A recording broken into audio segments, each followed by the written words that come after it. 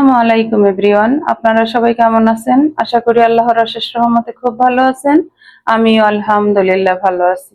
তো আজকে রেসিপি সকালের একটা নাস্তা, দোকানের কিনা চাল দিয়ে ইনস্ট্যান্ট মশলা ধোসা বানাবো। আমি মশলা ধোসা বানানোর জন্য প্রথমে ধোসার ব্যাটারটা রেডি করব। এর জন্য এই যেখানে 2 কাপ চালের গুঁড়া নিছি, 1 কাপ ময়দা নিছি।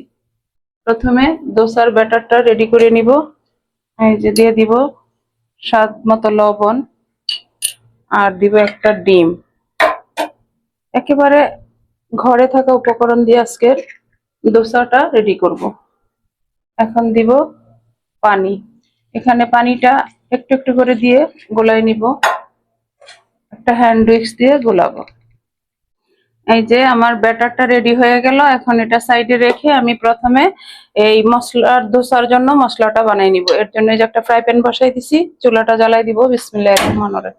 এখন দিয়ে দিব আমি 1 চামচ তেল। প্রথমে দিব 1 চিমটি আস্ত জিরা, দিব 1 চিমটি কালো জিরা,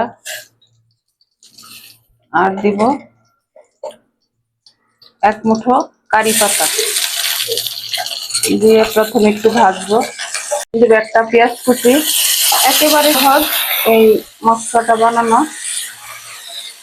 এখন দিব 1/2 চা চামচ হলুদ গুঁড়া, 1/2 চা চামচ দিব মরিচ গুঁড়া, আর দিব স্বাদ মতো লবণ।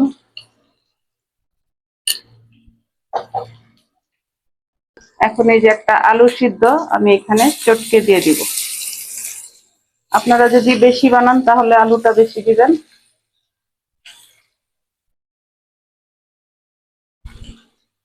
দিয়ে এখন ভালোভাবে মিশাই দিব।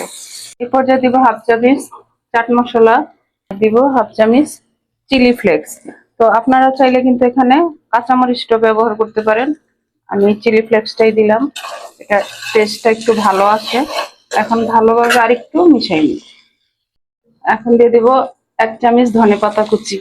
এটা দিয়ে ভালোভাবে মিশিয়ে আমি এই মশলাটাকে নামাই নিব। নামায়া ধোসাগুলো বানানো শুরু করব।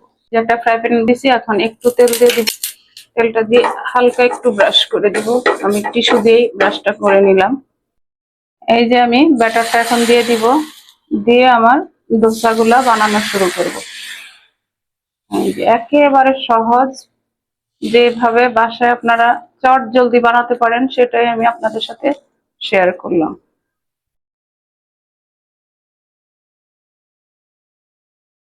এখন ঢাকনাটা দিয়ে দিব।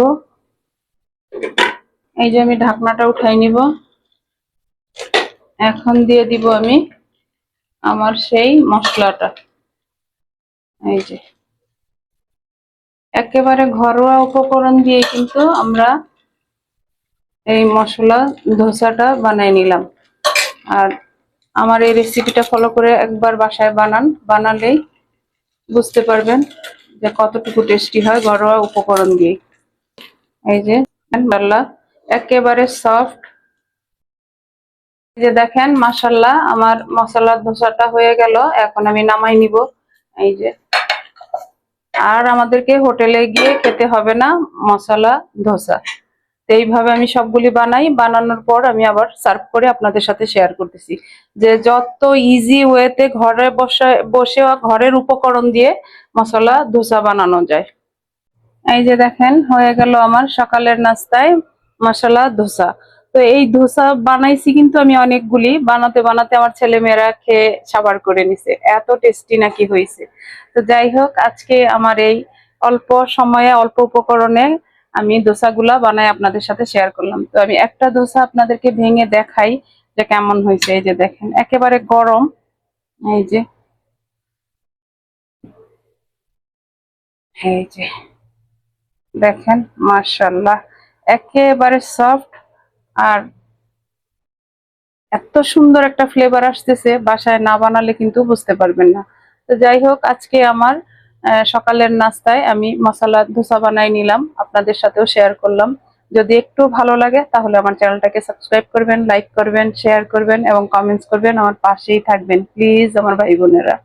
তো আজকে আমি আপনাদের কাছ থেকে বিদায় নিব, আবার নতুন কোনো রেসিপি নিয়ে আসবো। আল্লাহ হাফিজ।